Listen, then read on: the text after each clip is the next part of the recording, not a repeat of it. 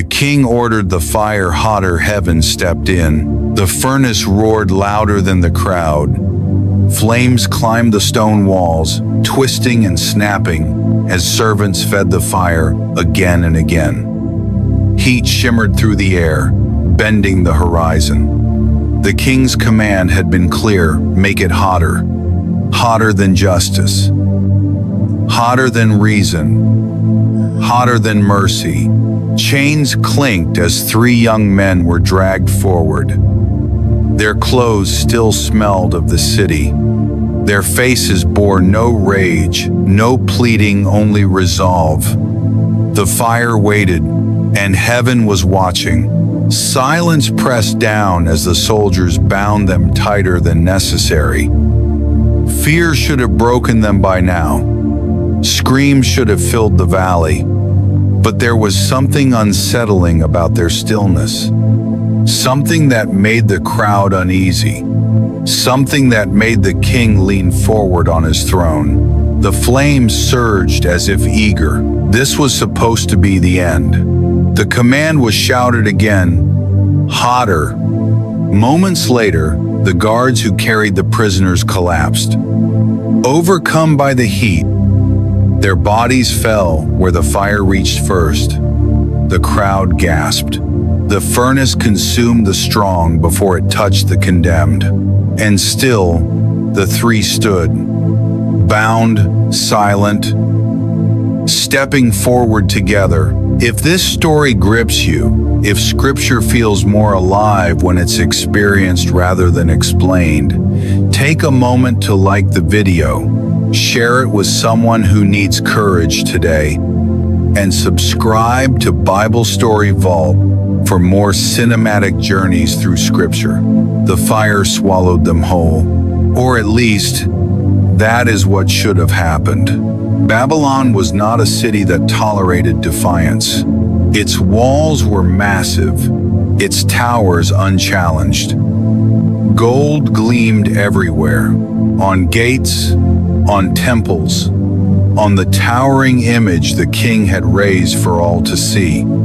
A statue so tall it scraped the sky, demanding worship from every nation, every language, every soul under Nebuchadnezzar's rule. When the music played, the world bowed, everyone except 3. Shadrach, Meshach, Abednego. Exiles by birth, officials by appointment, faithful men living in an empire that did not share their God.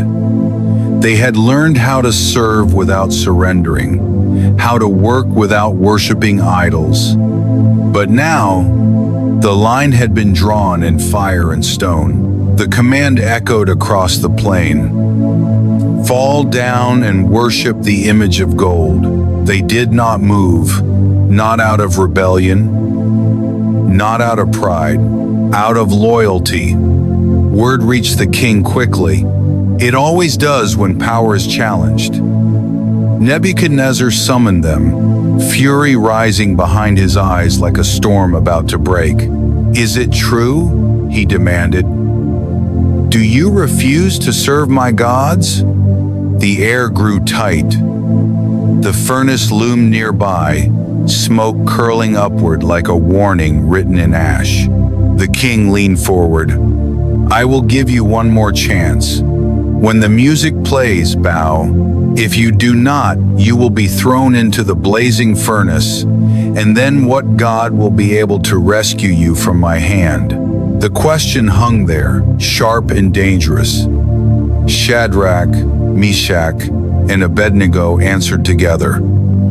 Not loudly, not defiantly, calmly. "Our God is able to deliver us." A pause.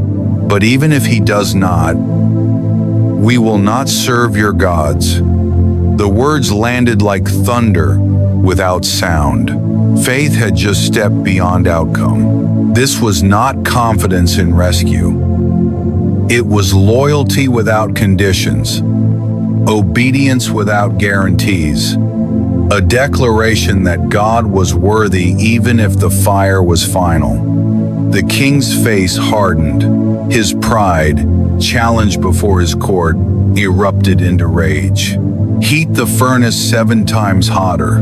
The order was irrational, excessive, deadly, but power, when threatened, often is. The fire consumed more fuel. Flames leapt higher, brighter, more violent. Heat tore through the air, unbearable even at a distance. Soldiers approached the furnace, shielding their faces, gripping the prisoners tightly. Shadrach, Meshach, and Abednego were bound fully, hands, feet, cloaks still on them. Nothing removed, nothing spared. They walked together, and then they disappeared into the fire. The crowd recoiled. Some turned away. This was not entertainment anymore.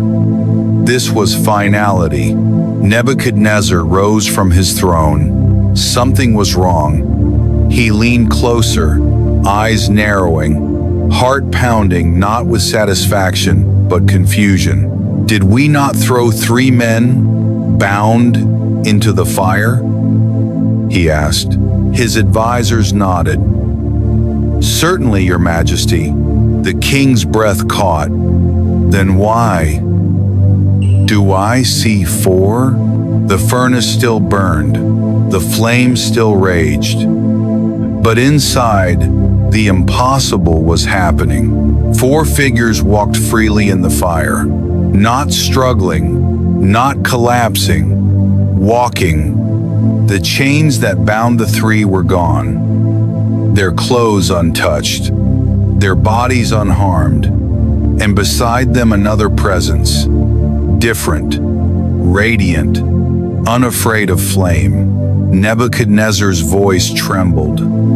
The 4th looks like a son of the gods. At Phronram, he rushed forward, shouting into the furnace.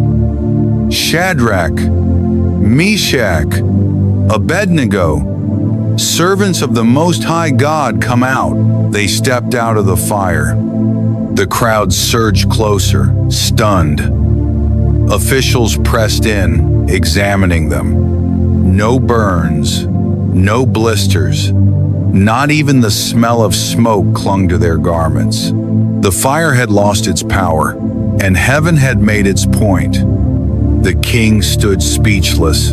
This was not magic, not chance, not political maneuvering. This was something his empire could not command or contain. He spoke at last, not in rage, but awe.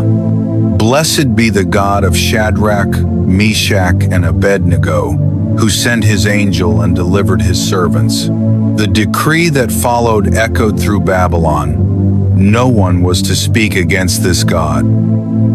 The very power that demanded worship now issued protection. But the greater miracle had already occurred. God had not saved them from the fire. He had met them in it. That distinction matters, because Scripture never promised the fire would not come. Only that faith would not be alone when it did. The furnace was real. The danger was real. The outcome had not been negotiated, and yet presence changed everything. Fire could burn ropes. It could not burn faith. This moment does not stand alone in Scripture.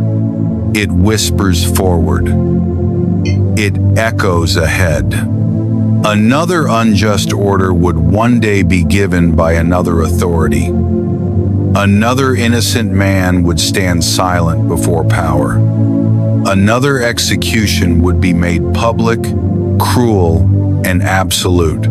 That time, the fire would be replaced by a cross. No angels would intervene. No voice would halt the moment. Heaven would go silent. Jesus of Nazareth would be bound, beaten, lifted between earth and sky. Nails would pierce flesh. Breath would slow.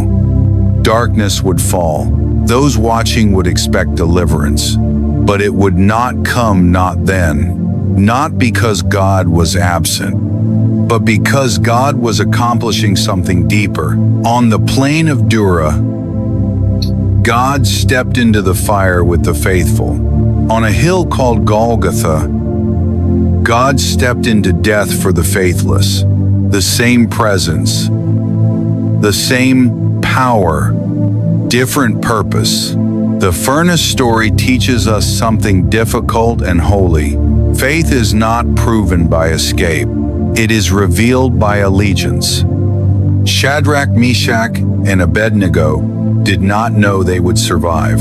They only knew who they belonged to, and that knowledge steadied them when nothing else could. God's presence did not eliminate danger. It transformed it. Fire that was meant to destroy became a stage for glory. A place where the power of empire collapsed under the weight of divine faithfulness. And still today, the fire comes not always as persecution, sometimes as loss, silence, waiting, fear. Moments when obedience feels costly and God feels quiet. Scripture does not deny this reality. It meets us inside it. The promise is not that the furnace will be extinguished. The promise is that we will not be abandoned in it. Nebuchadnezzar ordered the fire hotter. He believed intensity would secure obedience. But heaven stepped in, not with force, not with thunder, but with presence. And presence was enough. The three men walked out unchanged, but the world around them had shifted. A king humbled, a nation shaken, a testimony written in flame and mercy. The fire did not win. It never does. Not when God steps in, and he still does. Not always visibly, not always immediately, but faithfully, quietly, completely. The question Scripture leaves us with is not whether God can save. It is whether he is worthy even if he does not. Because the greatest faith is not found in rescue stories. It is found in the decision to stand before the fire, loyal to God alone. If you want to continue experiencing Scripture like this slowly, reverently, and cinematically, subscribe to Bible Story Vault for more journeys where the Bible is not explained, but encountered.